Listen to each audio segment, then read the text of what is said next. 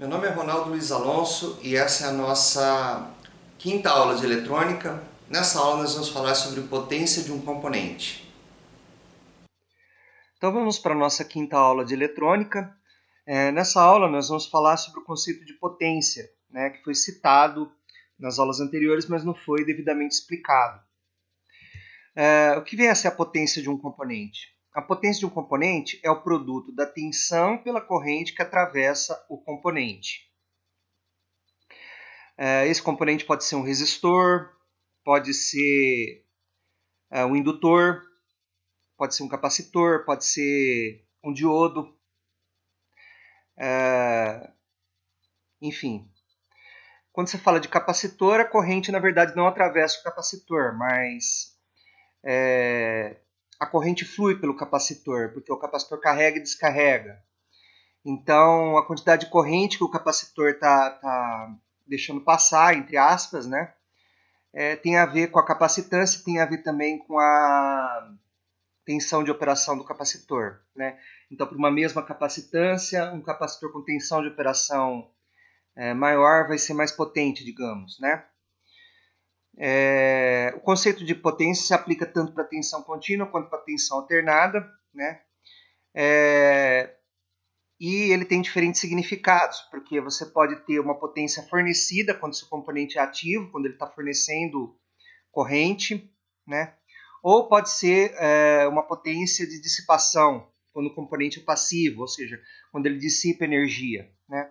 Então, por exemplo, se você tem um componente ativo, e esse componente fornece corrente, quanto maior a potência, maior a capacidade do componente fornecer corrente para uma mesma tensão, de operação. Então, a potência ela é o quê? Ela é o produto da tensão pela corrente. Se você fixa a tensão, quanto mais corrente esse componente ele pode fornecer, quanto mais corrente esse dispositivo pode fornecer, certo? Maior a potência dele. E a mesma coisa acontece em relação à dissipação. Quanto mais energia o componente puder dissipar, ou seja, quanto maior a potência desse componente, maior a quantidade que ele tem de dissipar energia. Isso aqui vale para resistores, vale para capacitores, indutores, tá? E a potência elétrica é medida em watts. Então, 1 watt é 1 ampere vezes 1 volt. Ou, se você preferir, 1 watt é 1 joule por segundo. Mas, na prática, o que vem a ser a potência do componente? Vamos pegar o caso de resistores, por exemplo. Você tem resistores de diferentes potências. Quando você for comprar um resistor, o atendente que vai vender o resistor para você vai perguntar qual potência de resistor que você quer. Então, nós temos, por exemplo, resistores de 1/8 de watt, 1/4 de watt, 1/2 de watt e resistores de 1 watt. Então, você vê que se você fixa a resistência, por exemplo, esses resistores aqui eles têm a mesma resistência. Okay?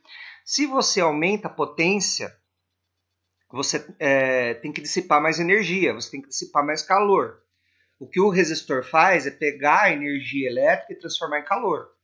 Pegar a tensão e a corrente e transformar em que está passando por ele, pegar a corrente que está passando por ele e transformar em calor. Ok?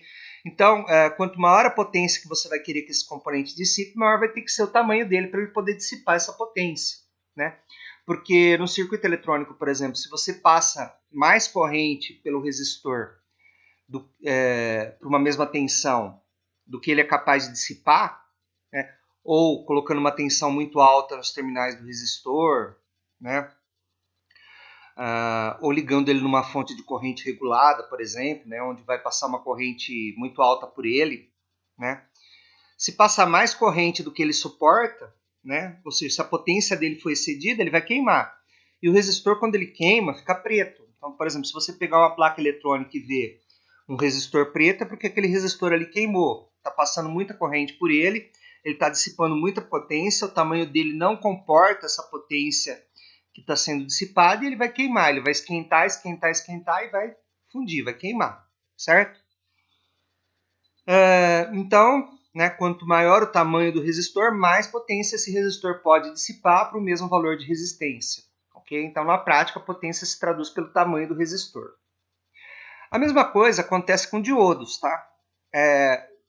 Os diodos, quanto maior o diodo, maior a potência que o diodo pode dissipar.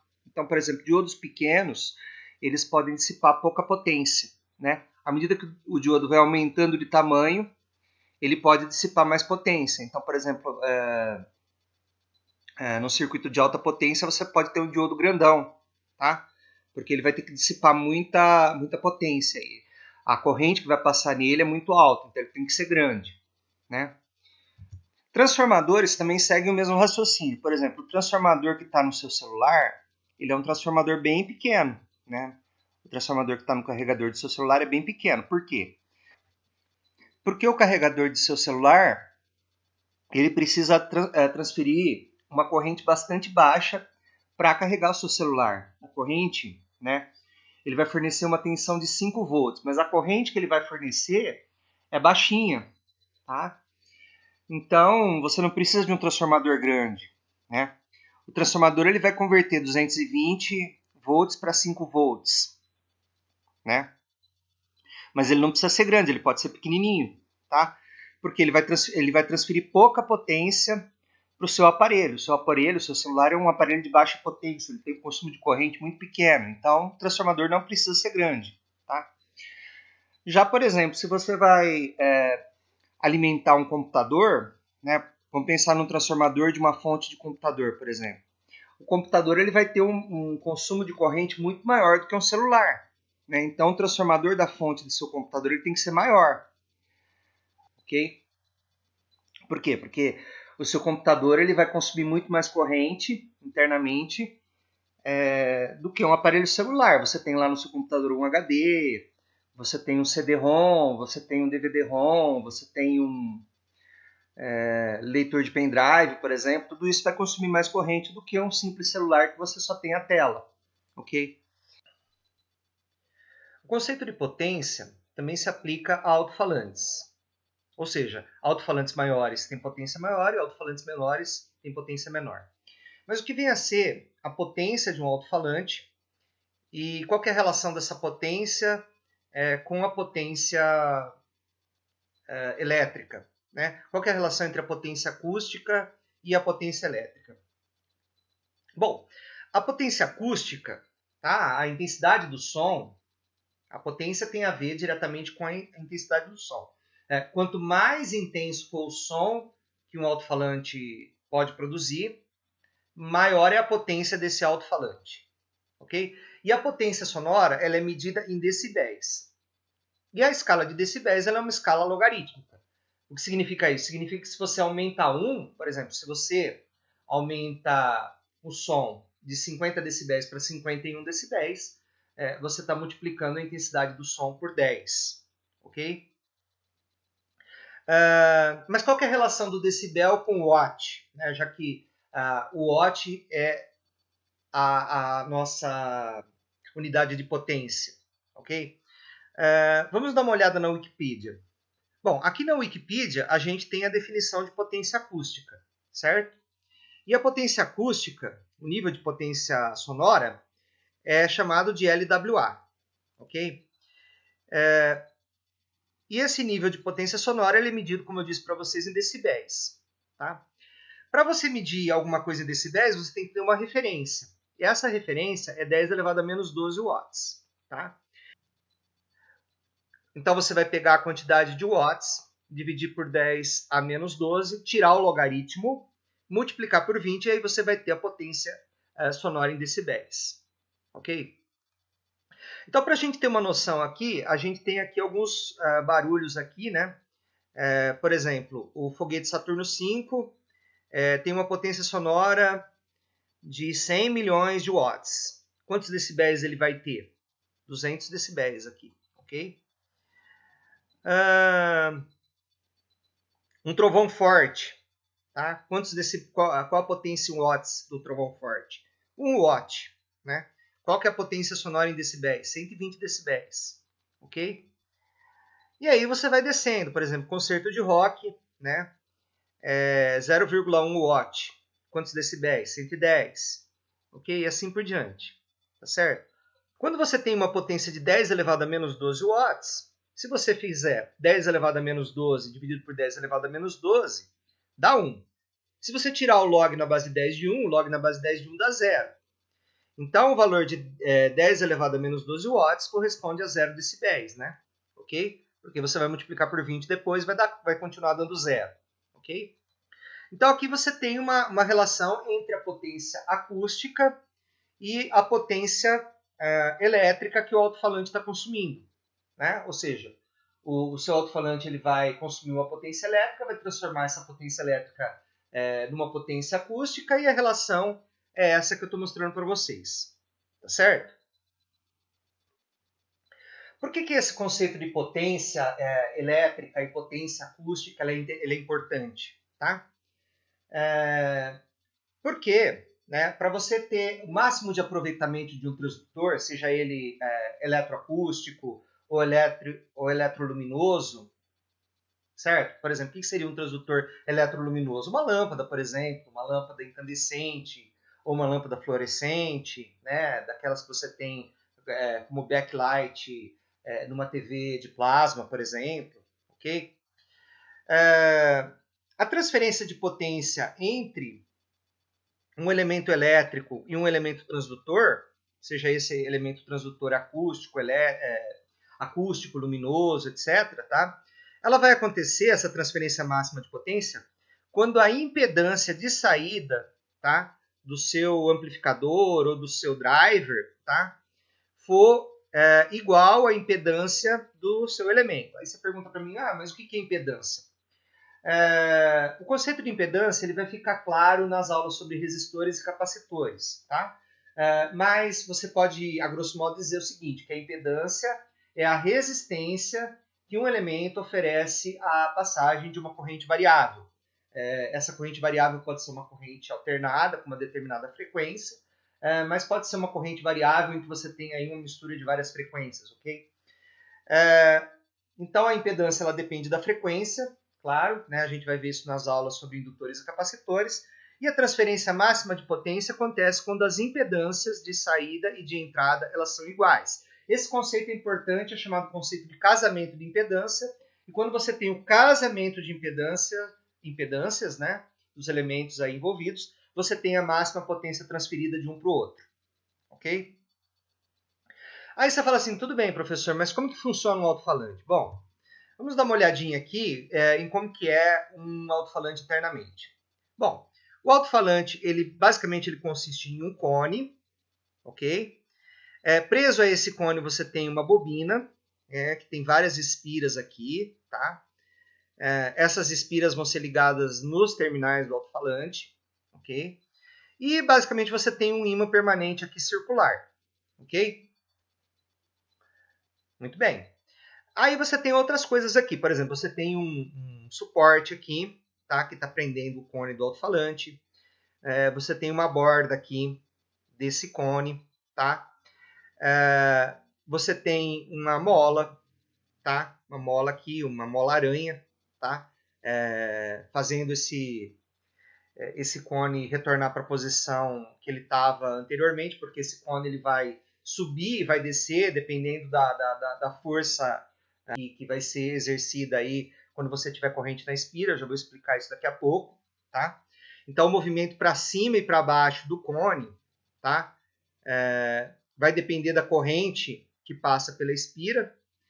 Se a corrente passa no sentido, esse cone vai movimentar para cima. Se a corrente passa no sentido contrário, esse cone vai movimentar para baixo. Então, essa variação de corrente vai movimentar o cone, que vai movimentar o ar, que vai produzir o som, já que o som é uma onda mecânica, tá? Aqui você tem uma capa aqui. Essa capa, o objetivo dela é impedir, tá, que entre poeira na bobina, ou seja, entre poeira entre a bobina e o ímã permanente, ok? Essa bobina é também chamada bobina de voz, né? Já que vai passar uma corrente variável aí que vai produzir voz aqui ou música no alto-falante, ok? E o ímã permanente, que é o ímã permanente circular aqui, que é um magneto circular, ele vai ter uma placa que vai prender ele em cima e uma placa que vai prender ele embaixo. Ele vai ficar preso por duas placas, ok? E o alto-falante ele vai ser preso na caixa de som por um outro suporte aqui, que vai ficar preso a esse suporte principal, ok? E ele vai ter também dois terminais, que são os terminais da bobina, que não são mostrados aqui. Como é que isso funciona exatamente, né? E por que eu estou falando de alto-falante? Porque a gente vai falar nas aulas sobre capacitores e sobre indutores de divisão de frequência, tá? Então, por exemplo, quando você tem um sistema acústico, né, em que você tem vários tipos de alto-falantes, né, que esses alto-falantes reproduzem frequências diferentes. Quando eu falo de frequências diferentes, eu falo de graves e agudos, né? Então, graves são frequências menores, agudos são frequências maiores, tá? Então, os graves geralmente são reproduzidos por um tipo de alto-falante e os agudos são reproduzidos por outro tipo de alto-falante. Então, os graves são reproduzidos pelo woofer ou subwoofer e os agudos normalmente pelo tweeter, ok? Que é o alto-falante que já tem um princípio de funcionamento diferente desse, porque geralmente os tweeters eles funcionam com o princípio piezoelétrico, que eu vou falar numa aula sobre piezoeletricidade para vocês, tá certo? Para você entender exatamente como funciona o alto-falante, você tem que lembrar de alguns conceitos de eletromagnetismo que você aprendeu aí no ensino médio, ok? Nós vamos falar então agora desses conceitos. Bom, toda corrente elétrica, tá, em um condutor, ela vai gerar um campo magnético. Então, por exemplo, se você tem um condutor aqui de cobre, um fio de cobre, por exemplo. Nesse fio de cobre passa uma corrente I nesse sentido aqui, tá? Essa corrente ela vai gerar em torno do fio um campo magnético que a gente está chamando de B aqui, ok?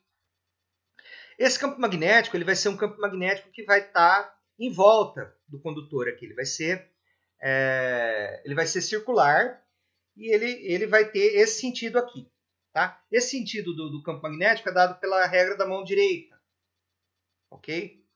Ou regra de Fleming, devido a Alexander Fleming, ok? A intensidade desse campo magnético vai ser μ, que é a permeabilidade magnética do vácuo ou do ar, né? Vezes a corrente dividido por 2 vezes o R, onde o R é a distância entre um ponto que você quer medir o campo magnético e o condutor, ok? Então você pode observar aqui nessa esfera que você tem uma corrente, né, passando nesse sentido aqui, né? Se você usar a regra da mão direita para essa corrente aqui, né, os seus dedos vão estar apontando para fora da tela. Então o sentido, né, do vetor campo magnético aqui está saindo do seu monitor, né? E aqui, né, no caso, a corrente está fluindo no sentido horário, aqui é no anti-horário, aqui é no horário, certo? Então, se você aplicar a regra da mão direita aqui, nesse sentido de corrente aqui, você vai concluir, né, que os vetores eles estão entrando no seu monitor, certo? Muito bem. Então, essa daqui é a regra da mão direita, ou seja, toda corrente elétrica vai gerar um campo magnético, certo? E vice-versa, todo campo magnético vai gerar uma corrente elétrica, tá? Todo campo magnético variável vai gerar uma corrente elétrica, tá? O campo magnético, nesse caso aqui, ele vai ser um campo magnético, se a corrente for constante, esse campo magnético vai ser constante. Mas para você ter uma corrente induzida, você tem que ter um campo magnético variável, tá? A gente vai falar um pouco mais sobre isso quando a gente falar de transformadores. A gente vai falar sobre a questão da indução eletromagnética. Para você ter indução eletromagnética, ou seja, um campo magnético induzir uma corrente elétrica, você tem que ter um campo magnético variável, ok? Continuando, tá? Esse conceito também se aplica quando você tem várias espiras enroladas, né? Como é o caso da bobina do alto-falante. Tá? Então, a bobina do alto-falante ele é um solenoide com núcleo de ar. Tá? Então, o sentido do campo magnético também vai ser dado pela regra da mão direita. Tá? Então, nesse caso, se você tem a corrente percorrendo, tá?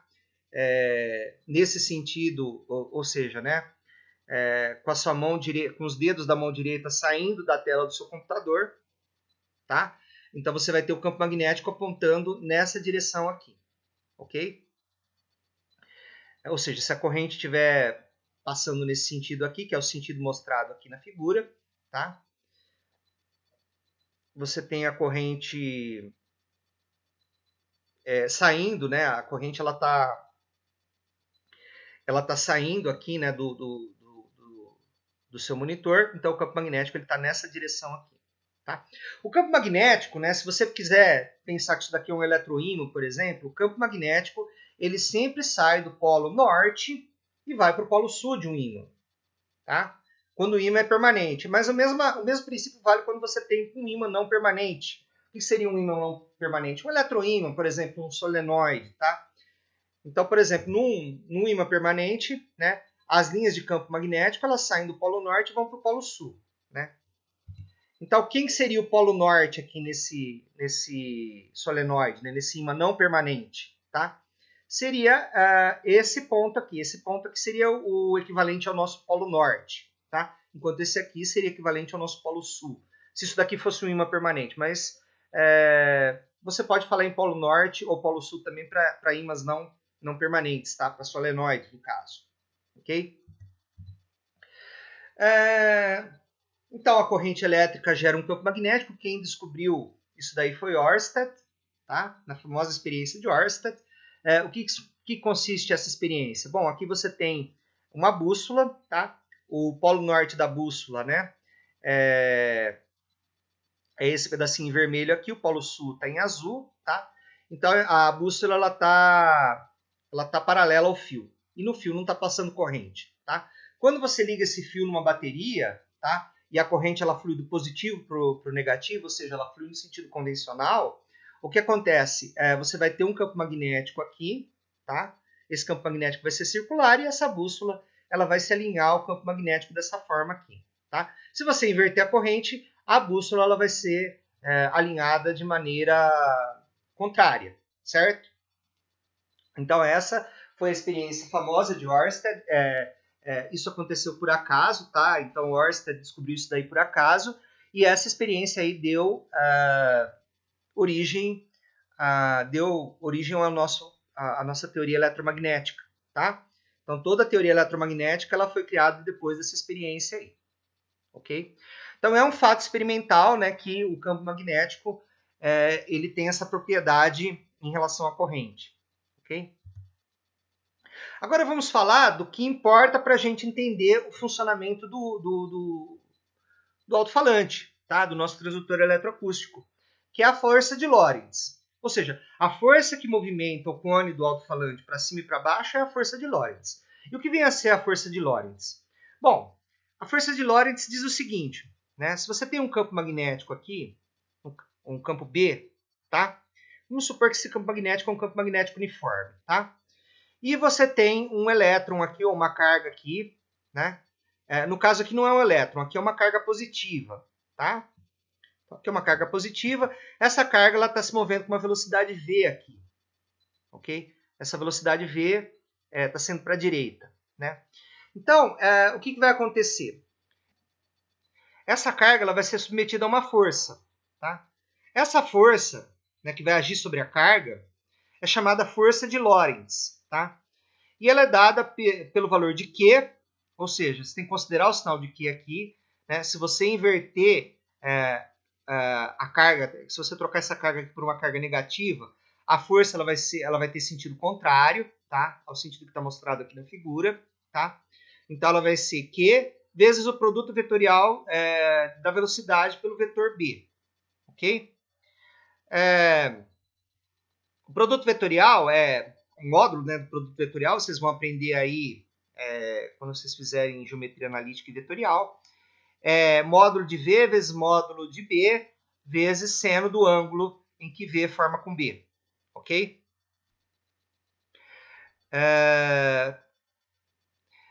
Essa força, tá? É dada, né? O sentido dessa força é dada pela regra da mão esquerda, tá? Então você vai considerar que o seu dedo médio, tá? Você vai considerar que o seu dedo médio é a velocidade ou a corrente. Já que quando você tem um elétron se propagando por um fio condutor, esse elétron ele tem uma velocidade, que é a velocidade do elétron, certo? Então aqui pode ser a velocidade ou pode ser a corrente, né? Muitas vezes você vai ver essa regra da mão esquerda aqui, ao invés de velocidade aqui você tem corrente, você tem I, certo? Aqui você tem o quê? Você tem o campo magnético, o vetor campo magnético. E a força vai ser o produto vetorial de V por B. né? Ou seja, esse produto vetorial é dado pela regra da mão esquerda. Então você pega a sua mão esquerda, o seu dedo indicador você coloca na direção de B, o seu dedo médio você coloca na direção de V, e o seu dedo anelar, né? O seu dedo polegar, no caso, né? O seu polegar vai te dar o sentido da força, tá? Isso para cargas positivas. Se a carga for negativa, a força vai ter o sentido contrário ao sentido aqui dado pela regra da mão esquerda, tá? Então, isso aqui é só para você relembrar, tá? Então vamos para a situação aqui do nosso alto-falante para a gente entender o funcionamento dele, né? Então aqui você tem um magneto permanente, um ímã permanente. O centro desse ímã permanente é o polo norte, a periferia desse ímã permanente circular aqui é o polo sul, ok? E você tem o quê? As linhas de campo magnético indo de norte para sul, como eu expliquei para vocês, né? No ímã permanente, as linhas de campo magnético vão do norte, saem do norte e vão em direção ao sul, ok? E aí, você tem uma corrente passando pela espira. Essa corrente que está passando pela espira, tá? Ela é uma corrente que ela está entrando, né? Então, se você usar a sua mão direita, você vai entender que essa corrente ela está entrando, ou seja, ela está entrando por aqui, certo? E ela está saindo por aqui, tá? Como eu disse para vocês, o sentido da corrente é o sentido da velocidade, né? Se você for usar a regra da mão esquerda. Então, voltando aqui um slide, né? A velocidade aqui você pode trocar pelo sentido da corrente, ok? Então, como essa corrente aqui, ela tá... Vamos pegar na parte de cima aqui, tá? A sua corrente, ela tá entrando, tá? Então, é como se seu dedo, médio estivesse entrando na tela do computador nessa posição aqui, tá? Então, seu dedo médio está entrando aqui. O vetor B, que é o vetor campo magnético, ele está para cima, tá? Então, você orienta seu dedo indicador agora, tá? Para cima. E aí, você vai ver que seu polegar vai estar apontando nessa direção, ok? A mesma coisa você pode fazer aqui embaixo, tá? Aqui no caso, o campo magnético está saindo do polo norte e indo para o polo sul, então o vetor está apontando nessa direção. Só que a corrente, tá? Ela está saindo da tela aqui no caso, tá? Então você faz o mesmo raciocínio aí com a regra da mão esquerda, você vai descobrir que a força ela vai estar apontando também na mesma direção que aqui. Então, quando você tem a corrente fluindo dessa forma, né, nas espiras, no conjunto de espiras, a força de Lorentz vai empurrar o cone para fora. Se a corrente ela percorrer as espiras no sentido contrário, a força de Lorentz vai empurrar o cone para dentro. Então, esse vai e vem do cone, né, de acordo com a corrente variável que está passando no alto-falante, é que vai causar uma onda de compressão e descompressão, que é uma onda mecânica, que é o som que o alto-falante vai estar produzindo. Ok? E aí, como eu disse para vocês, existem diferentes tipos de alto-falante. Existe o subwoofer, existe o woofer, existe o mid-range, tá? E existe o tweeter. Cada um deles é especializado na reprodução de um tipo de frequência específico, tá? Então, o subwoofer, ele reproduz frequências de 20 Hz a 200 Hz. Então, ele é um alto-falante para graves, muito graves, né? Já o woofer, ele reproduz de 20 Hz a 1000 Hz, 1 kHz, ok? Ele é um alto-falante aí para sons um pouco mais agudos, mais graves, né? Mas um pouco mais agudos que o subwoofer. O mid-range, ele já reproduz sons, ele é especializado em reproduzir sons na faixa de 1 kHz a 5 kHz, que é mais ou menos onde a voz humana se encontra, ok? Então, quando você fala ao telefone, por exemplo, as frequências da sua voz estão nessa faixa de frequência aqui, ok?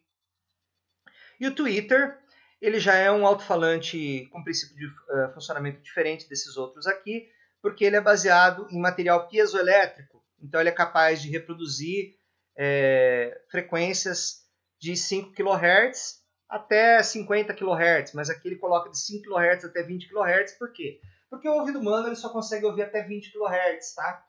Algumas pessoas ouvem até 18, por exemplo, meu sobrinho ouve até 18, porque ele é pequeno, né? Eu já ouço até 15, 16 kHz, porque eu já sou mais velho, né? E à medida que as pessoas vão ficando mais velhas, elas vão perdendo as frequências mais agudas, então elas vão ouvindo menos as frequências mais agudas, ok? Então essa foi a nossa discussão sobre alto-falantes, tá? Então tem a questão da potência, da transferência de potência, e a gente tem também a questão dos tipos de alto-falante e da divisão de frequência que você pode fazer para você ter um aproveitamento melhor de potência nesses alto-falantes aí, de acordo com a frequência que eles reproduzem melhor, ok? Nessa aula aqui também nós vamos falar de diferentes tipos de resistores ou resistores com propriedades especiais. O primeiro deles é o chamado varistor. O varistor ele é um resistor entre aspas, por quê? Porque ele não é feito com material resistivo, material que tem resistividade, né? Ou seja, um material que obedece a lei de Ohm. Tá?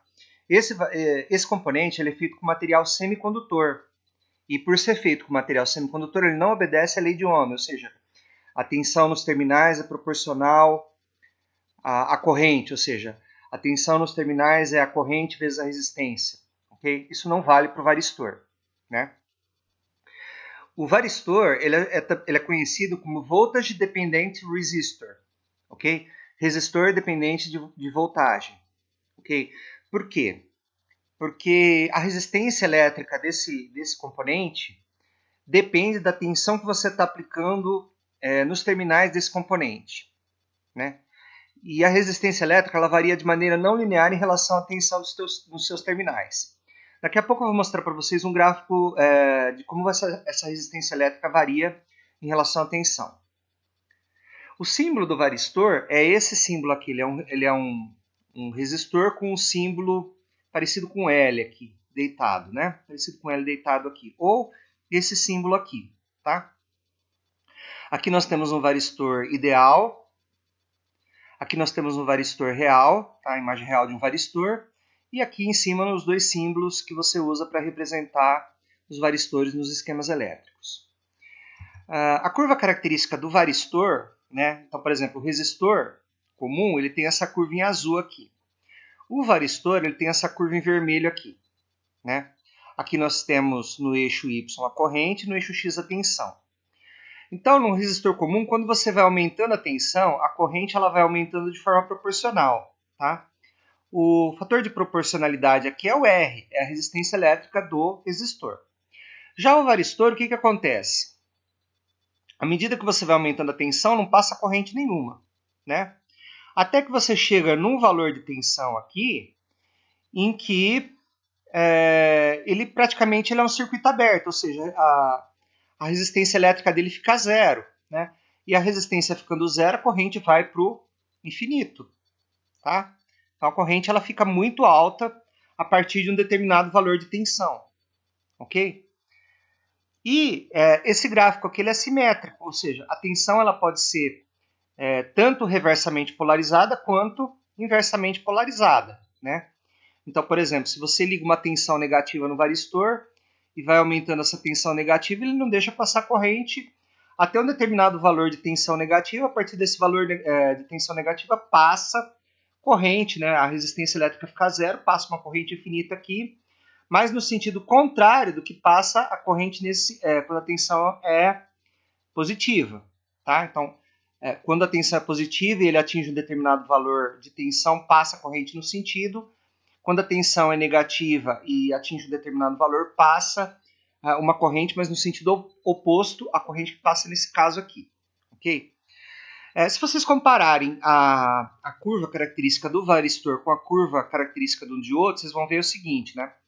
Que o diodo normalmente ele tem essa região aqui, chamada de região Zener, né? Região reversamente polarizada, e ele tem uma região diretamente polarizada.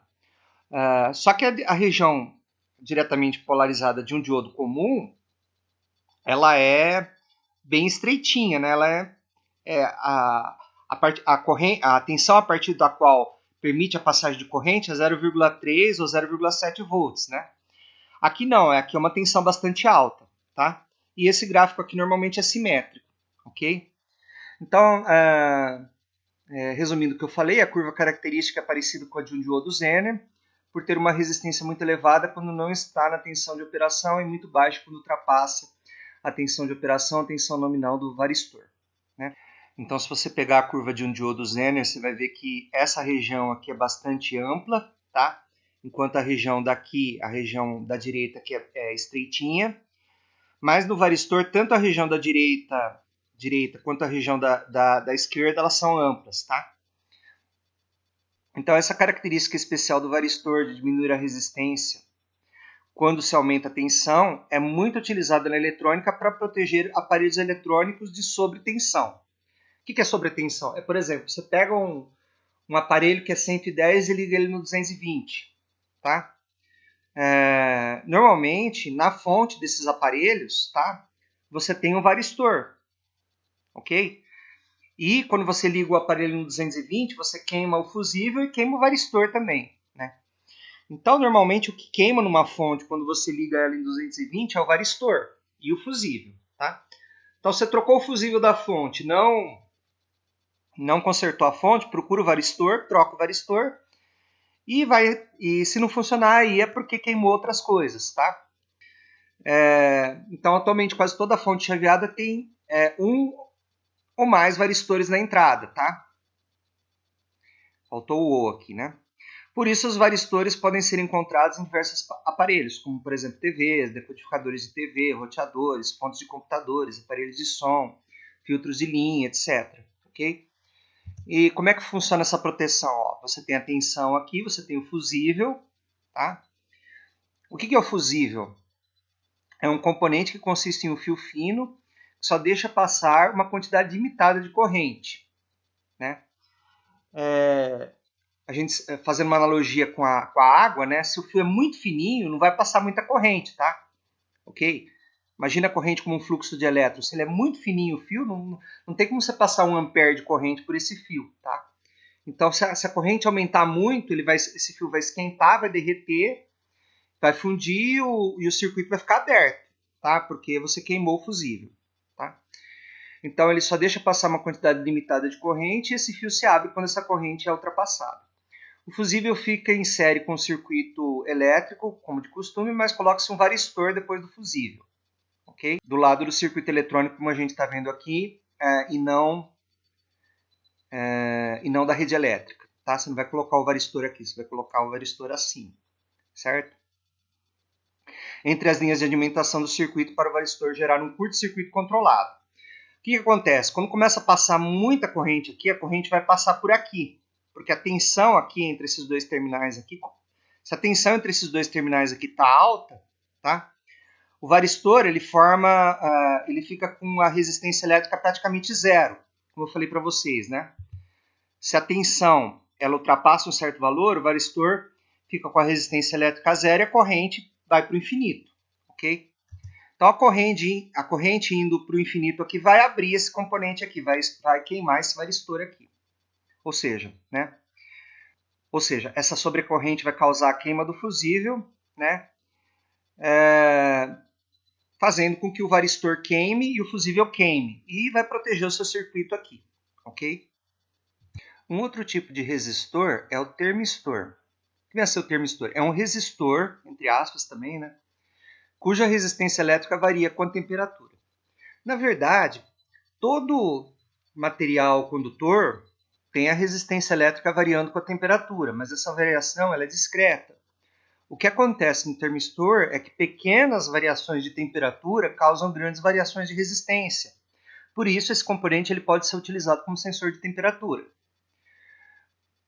Então, os termistores ou termistores são semicondutores também sensíveis à temperatura. E existem basicamente dois tipos de termistores. O NTC, né, é Negative Temperature Coefficient, coeficiente de temperatura negativo, né, são termistores cujo coeficiente de variação de resistência com a temperatura é negativo. O que significa isso? A resistência diminui com o aumento da temperatura. É bastante estranho, né? Porque normalmente a temperatura causa agitação dos átomos, né? Então, se os átomos estão agitados ali, teoricamente você deveria ter uma maior dificuldade para a corrente elétrica passar. Mas, no caso dos termistores que têm coeficiente de temperatura negativo, né, o que acontece é o oposto. Se aumenta a temperatura, a resistência elétrica diminui. E tem o PTC, Positive Temperature Coefficient. São termistores cujo coeficiente de variação de resistência com a temperatura é positivo, ou seja, a resistência elétrica aumenta com o aumento da temperatura. Conforme a curva característica do termistor, o seu valor de resistência pode diminuir ou aumentar em maior ou menor grau em uma determinada faixa de temperatura, né? É por isso que eu falei para vocês no início dessa discussão aqui, ou seja, né, pequenas variações de temperatura em uma determinada faixa causam grandes variações de resistência elétrica no termistor, tá? Então, alguns podem servir de proteção contra sobreaquecimento, limitando a corrente elétrica com determinada temperatura ultrapassada. Por exemplo, você tem um videogame lá, você fica jogando 5 horas seguidas. Esse videogame começa a esquentar, porque de repente o cooler do processador falhou, né? E aí você tem um sensor de temperatura lá no seu microprocessador, do seu videogame aí, quando a temperatura passa de 60 graus Celsius, ele desliga, tá? Como que essa temperatura é detectada? Através de um sensor de temperatura, que é um termistor, ou um termistor, tá? Outra aplicação, no caso a nível industrial, é a medição de temperatura em motores, por exemplo, né? Por exemplo, quando o motor começa a esquentar muito, né, você desliga esse motor, né? Então, o termistor aqui, a gente tem um exemplo aqui de termistor que tem coeficiente de temperatura negativo, e o símbolo do termistor vai depender do coeficiente de temperatura dele. Então, por exemplo, normalmente a gente tem esse símbolo aqui, né? Só que com menos θ aqui, se o coeficiente de temperatura for negativo, então menos θ aqui, e esse símbolo aqui com mais θ aqui, se o coeficiente de temperatura for positivo, tá? Para diferenciar do Voltage Dependent Resistor, tá? Que tem esse símbolo aqui, tem o mesmo símbolo, normalmente se você tiver os dois no mesmo circuito, você vai colocar um U aqui, né? Para o VDR, tá? E um θ, mais θ ou menos θ, para o termistor, ou termistor, tá? E o LDR é um Light Dependent Resistor, tá? Um resistor dependente de luz. Esse componente nós vamos falar agora para vocês, né? O que vem a ser um resistor dependente de luz? Ou fotorresistor, né? Também conhecido como fotorresistor. Ele é um componente eletrônico passivo, quer dizer, ele não produz tensão nas extremidades, tá? Diferente, por exemplo, de uma placa solar, que você coloca a placa solar na luz, ela produz tensão nas extremidades da placa solar, o LDR ele não faz isso, tá? E a resistência varia conforme a intensidade de luz que incide sobre ele. Tipicamente, à medida que a intensidade de luz aumenta, a sua resistência diminui. Então, ele diminui a resistência com o aumento da intensidade de luz. Ou seja, ele pode ser usado como sensor de iluminação aí, ok? Onde que é usado esse componente? Por exemplo, no seu celular, né? Por exemplo, quando você está num ambiente muito iluminado, a intensidade da luz que a tela do seu computador está emitindo aumenta, ok? A intensidade do backlight da tela de cristal líquido do seu celular, ou da tela de LED do seu celular, aumenta. Ou da tela OLED, né, se for um celular moderno. Como é que é detectado esse aumento da luminosidade? Pelo LDR, tá? Você tem um LDR em algum lugar do seu celular que, quando você sai no sol com o seu celular, esse LDR diminui a resistência. Diminuindo a resistência, o celular sabe que tem que brilhar mais a tela porque a resistência diminuiu, ou seja, você está num lugar mais iluminado, então ele aumenta a luminosidade da tela para você enxergar melhor a sua tela, tá? Então essa é uma das utilizações aí do LDR, ou seja, controle automático de brilho, tá? Uma outra utilização do LDR seria, por exemplo, no espectrofotômetro, né, que você vai passar a luz por uma solução, uma luz, por exemplo, azul, vermelha, laranja, dependendo do comprimento de onda aí da luz, né, você vai passar essa luz por uma determinada solução aí para você detectar uma determinada molécula, a absorbância de uma determinada molécula, ok? E aí você vai, no final da passagem dessa luz pela solução, você vai colocar um LDR ali para você ver o tanto de luz que essa solução ela está absorvendo, né? Ou seja, você sabe a intensidade da luz quando não tem solução nenhuma, tá? E aí quando você coloca a solução, a intensidade da luz diminui, então a intensidade da luz que vai incidir no LDR vai fazer com que você tenha menos luz, né? Você tem menos luz incidindo no LDR. Se você tem menos luz incidindo no LDR, a resistência dele vai aumentar e aí você vai saber que a absorbância é maior, ou seja, a solução está absorvendo mais luz, ok? Então essa é uma outra utilização do LDR aí, ou seja, no espectrofotômetro, tá? No YouTube deve ter vídeos aí em que a pessoa faz um espectrofotômetro usando um LDR, por exemplo, ou usando um fototransistor. Também é possível usar um fototransistor aí no caso, ok? Então o LDR é constituído de material semicondutor com elevada resistência elétrica. Quando a luz que incide sobre o semicondutor tem uma frequência suficiente, né?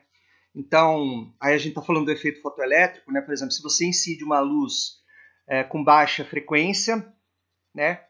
O metal, aí no caso, o semicondutor, vai liberar poucos elétrons. Se a frequência da luz é maior, por exemplo, a luz ultravioleta, que tem uma frequência maior, esse metal ele vai liberar mais elétrons, né? Liberar esses elétrons para onde, né? Onde que esses átomos vão liberar esses elétrons? Vão liberar esses elétrons para a banda condutora. E liberando esses elétrons livres aí para a banda condutora, né? Você vai diminuir a resistência do material. Então, por que o metal, por exemplo, é condutor e o vidro, por exemplo, não é condutor? É porque o metal ele tem elétrons livres, tá? Elétrons na banda condutora, né? O semicondutor normalmente não tem elétrons na banda condutora, mas, por exemplo, se você incidir fótons sobre esses átomos do semicondutor, eles vão liberar esses elétrons para a banda condutora e eles vão se tornar condutores. Eles vão passar de semicondutores para condutores, ok? Então, o multímetro pode ser usado para encontrar resistência na escuridão na presença de luz intensa de um LDR, tá?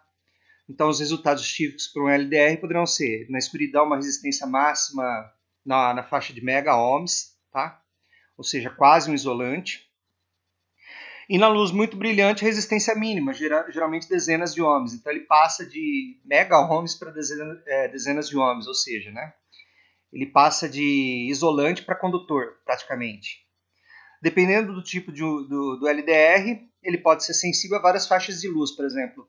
Tem LDRs que são mais sensíveis a infravermelho, outros são sensíveis à luz visível, outros são sensíveis à ultravioleta, por isso é importante você saber a especificação do LDR antes de você comprar, para você poder aplicar esse LDR de forma correta no projeto que você está fazendo, ok? Então aqui nós temos um LDR, normalmente ele tem esse desenho aqui, né? Essa parte aqui é o semicondutor, tá? Essa parte que está desenhada nele aqui é o semicondutor que vai ser exposto à luz. E o símbolo dele é esse símbolo aqui, ok? Como eu disse para vocês, ele pode ser usado como sensor de luminosidade. Vamos falar então agora do potenciômetro. O que vem a ser o potenciômetro? Por que o nome potenciômetro? Né? Eu vou explicar para vocês. Potenciômetro ele é um resistor que você consegue ajustar o valor da resistência desse resistor mecanicamente. Normalmente você girando um botão, por exemplo, você ajusta a resistência desse componente. Então, normalmente os potenciômetros eles têm 3 terminais. E ele pode ser usado como um resistor ajustável, mas também por ele ter 3 terminais, ele pode ser utilizado como divisor de tensão. Eu vou explicar isso para vocês depois. Existem comercialmente potenciômetros confeccionados com substratos em fio e carvão condutivo, a depender da corrente elétrica que circula neles. Há potenciômetros cujo giro é 270 graus, normalmente a maioria deles é 270 graus, e outros com maior precisão, chamados potenciômetros multivoltas, né? Então, esses potenciômetros multivoltas, geralmente eles têm engrenagem para diminuir o ângulo de giro do cursor conforme você gira o botão dele, ok? Em relação à curva de resposta, né, em função do ângulo de giro, né, existem potenciômetros lineares, né, que a resistência varia linearmente à medida que o ângulo aumenta. Existem potenciômetros exponenciais, existem potenciômetros logarítmicos, e os lineares normalmente têm sufixo B no final do código e os logarítmicos têm sufixo A no final do código comercial do valor. Mas existem outros tipos, né? Então, isso daqui é um potenciômetro, tá? Ele tem 3 terminais aqui. Esse terminal aqui é o terminal do cursor, esse aqui normalmente vai ligado no VCC, esse aqui no Terra, quando você usa 3 terminais, ou você usa somente 2 terminais aqui, né? Onde a resistência elétrica vai ser medida entre esses 2 terminais aqui, né? Ela vai ser proporcionada entre esses 2 terminais ou entre esses 2 terminais, aí você escolhe, ok? Então, os potenciômetros lineares possuem curva de variação da resistência constante em relação ao ângulo do giro do eixo. Tá? Onde que os potenciômetros são usados? Normalmente, eles são usados para controle de volume. Né? Então, quando você gira um botão de um aparelho de som para aumentar o volume do seu som, você está girando um potenciômetro ou um rotary encoder, mas aí o rotary encoder é outro tipo de mecanismo, tá? Mas normalmente assim nos equipamentos mais baratos é um potenciômetro, tá? Então você gira, quando você gira você diminui a resistência do potenciômetro, diminuindo a resistência do potenciômetro você aumenta o volume do seu som porque vai passar mais corrente pelo seu alto-falante, ok? Normalmente os potenciômetros logarítmicos apresentam uma variação de resistência ao ângulo de giro mais adaptada à curva de resposta de audibilidade do ouvido humano, né? Então, para você regular o volume, normalmente você usa um potenciômetro logarítmico. Se você quiser regular a tonalidade do som, ou seja, deixar o som mais grave ou mais agudo, você vai usar normalmente um potenciômetro linear, tá? Para controle de graves, ok? E como que é esse componente internamente? Né? Vamos falar dele internamente aqui para vocês. Bom, como que funciona o potenciômetro? Né? Vamos lá. Aqui você tem um potenciômetro, nós vamos desmontar esse potenciômetro. Então você vai abrir essa abinha aqui de metal, abrir essa, e do outro lado você vai fazer a mesma coisa, ok? Vai abrir essas abas aqui. Você vai tirar então essa peça aqui e depois essa outra peça aqui. Essa outra peça aqui, ela está mostrada aqui, ok? Ela basicamente tem essa peça aqui, que é o botão de girar, tá? E esse botão de girar aqui está ligado no cursor. Então, se você tirar esse botão nesse sentido aqui, né, se você pressionar ele nesse sentido aqui, você vai tirar e aqui você vai ver um cursor, ok? Esse cursor aqui ele vai fazer contato com o terminal do meio, ok? E aí você tem esses dois terminais aqui e aqui você tem um material resistivo, tá? Aqui você tem essa tampa aqui é esse componente aqui, certo? E esse botão de girar aqui é montado em cima desse material resistivo. Existem vários modelos de potenciômetro, tá? Tem esse daqui em que você tem um ajuste aqui nesse parafuso aqui. Conforme você gira esse parafuso, você tem um cursor que desliza para cima e para baixo aqui. Normalmente esse tipo de potenciômetro você usa para ajustar algum ganho, alguma coisa que você não vai mexer com frequência, tá? A mesma coisa em relação a esse, tá? A esse daqui. E todos esses outros que vocês estão vendo aqui, certo? Ou seja, você vai ajustar um ganho, vai ajustar uma tensão e não vai mais mexer nessa tensão. Então, quando você vai fazer isso, você usa esse tipo de potenciômetro. Agora, qual que é o princípio de funcionamento? Bom, o cursor ele está em contato com o terminal central. Então, inicialmente, você tem o cursor aqui, certo? Em contato com o início. Então, a resistência elétrica entre o terminal central e o início é zero. À medida que você vai girando o cursor em torno do material resistivo, essa resistência entre o terminal central e o início vai aumentando, né? Então, por exemplo, aqui a resistência entre o terminal central e o início é zero.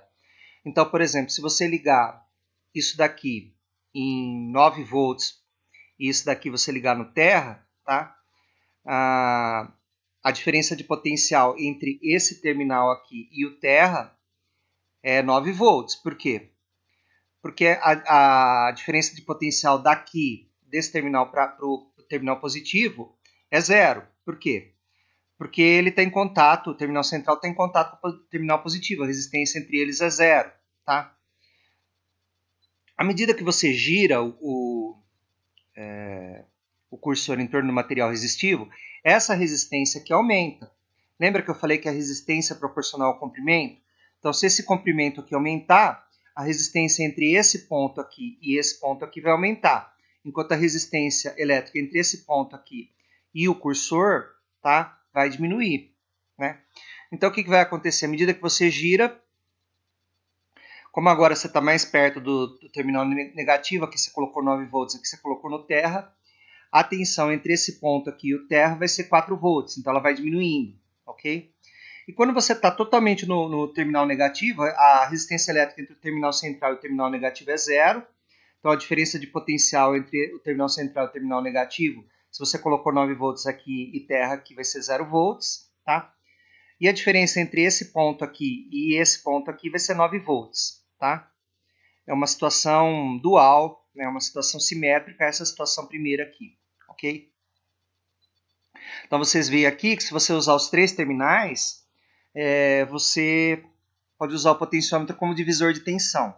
Agora, por exemplo, se você usar só 2 terminais, pode ser esse terminal aqui e esse terminal aqui, ou esse terminal aqui e esse terminal aqui, você pode ter o quê? Um resistor com resistência variável, aí, dependendo do giro do seu cursor. Bom, como eu disse para vocês, a curva do potenciômetro ela pode ser linear, ela pode ser logarítmica ou pode ser logarítmica inversa, ou exponencial também, ok? Então aqui a gente tem a posição, aqui não em ângulos, mas em porcentagem, então aqui seria 0 graus, aqui seria 270 graus, né? Mas aqui a gente tem a porcentagem aqui da posição, ok? E aqui a gente tem a resistência, então inicialmente, né? Então, inicialmente, você considera que o terminal está aqui e você está medindo a resistência entre esses 2 pontos. À medida que você vai girando esse cursor, a resistência vai aumentando, ok? Até você chegar no máximo de resistência aqui, quando você está nesse ponto. Então, a resistência entre esse ponto aqui e esse ponto aqui atinge o máximo, tá? Quando você girou o cursor em 270 graus, né? Que é essa situação aqui.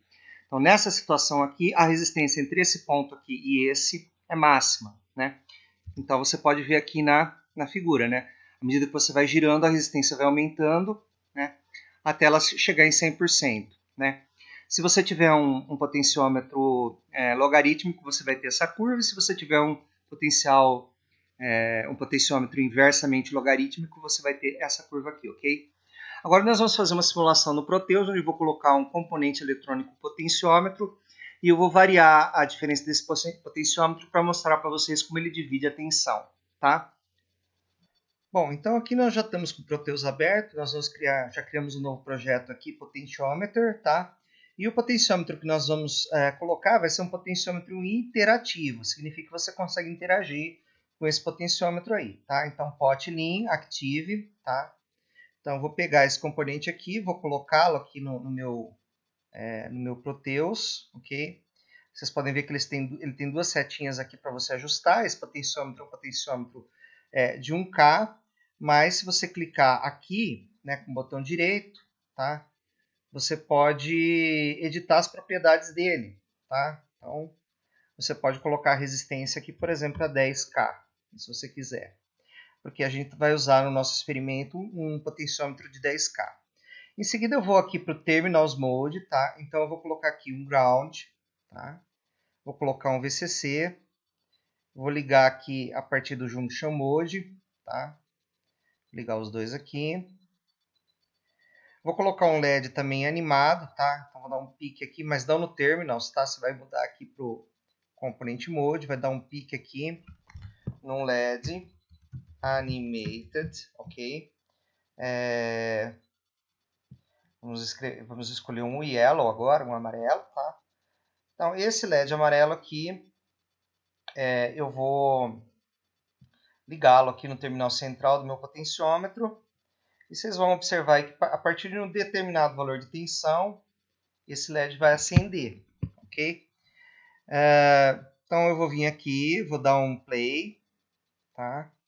Dar um play aqui. Vocês viram que o LED acendeu. Eu vou dar um stop aqui, vou colocar um probe aqui de corrente de tensão, tá? Eu quero ver a tensão no... Eu quero ver quanto de tensão esse potenciômetro aqui faz cair, né? Para entregar a tensão no LED, ou seja, eu quero ver a queda de tensão nesse potenciômetro. E à medida que eu vou mexendo no potenciômetro, eu quero ver a queda de tensão também. Então eu vou clicar aqui na setinha, tá? Então eu vou mexer aqui, vocês vão vendo que a tensão aqui vai aumentando, tá? Até a tensão máxima de 4,98. Então aqui agora eu vou diminuir a tensão, tá? Vocês vão ver que a partir de uma determinada tensão, que é 1,99 volts, o LED apaga, tá? Então, esse LED aqui, ele é um LED que ele acende a partir de 2 volts. Normalmente os LEDs acendem a partir de 2 volts. Abaixo de 2 volts ele apaga praticamente, ok? Então agora nós vamos ver isso daqui na prática, ok? Então aqui nessa experiência, eu vou mostrar para vocês duas utilizações aqui do potenciômetro, né? A primeira como resistor limitador de corrente aqui, né? Não como divisor de tensão, mas como limitador de corrente. O nome potenciômetro vem exatamente pela capacidade dele transmitir potência para outros componentes do circuito, certo? Para ele aumentar ou diminuir a potência entregue para outros componentes do circuito, por isso o nome potenciômetro. E aqui nós temos a nossa alimentação aqui de 5 volts, certo? Aqui eu tenho um dos terminais do potenciômetro ligado no VCC aqui. O center tap, o terminal do meio aqui do meu potenciômetro, está ligado num LED, tá? E o catodo do LED aqui está ligado no terra, ok? Então, o que eu vou fazer? Eu vou girar esse potenciômetro. Esse potenciômetro é um potenciômetro de 10K, ok? Então, à medida que eu vou girando esse potenciômetro aqui, vocês vão observar que o brilho do LED ele vai aumentando, certo? Por quê? Porque a resistência elétrica ela vai diminuindo, tá? Aqui ele está no máximo, tá? Aqui 0 volts aqui eu vou diminuindo o brilho do meu LED. Até chegar em 10 ohms aqui o LED ficar mais ou menos apagado, ok? Agora eu vou mudar esse arranjo aqui, ok? Vou tirar esse terminal central aqui daqui, certo? E vou colocar o meu LED, tá? No meu terminal central aqui. Vou colocar o meu LED aqui no terminal central e vou ligar ele aqui no negativo, certo? Nota que o LED acendeu aqui, né? Como se era de esperar. Só que agora o meu terminal positivo, tá? Eu vou colocar aqui no terra, certo? Então aqui eu vou ligar esse cara aqui no terra. Aqui eu vou ligar no terra. Aqui no caso esse terminal aqui vai ser ligado no terra e esse aqui no VCC. Então nesse arranjo aqui o meu potenciômetro ele vai funcionar como divisor de tensão, ok?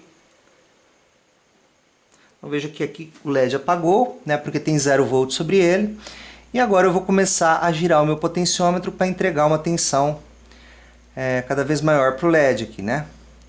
Então veja aqui, né, que você tem o mesmo efeito, mas aqui é um arranjo diferente, ok? Então conforme eu giro aqui eu acendo mais ou menos o meu LED, ok? Então eu entrego mais ou menos potência aí para o meu LED. E evidentemente vocês sabem, né, que a corrente que passa pelo LED aí, certo? A corrente que está passando pelo LED aí é proporcional, o brilho do LED é proporcional à corrente que está atravessando ele, ok?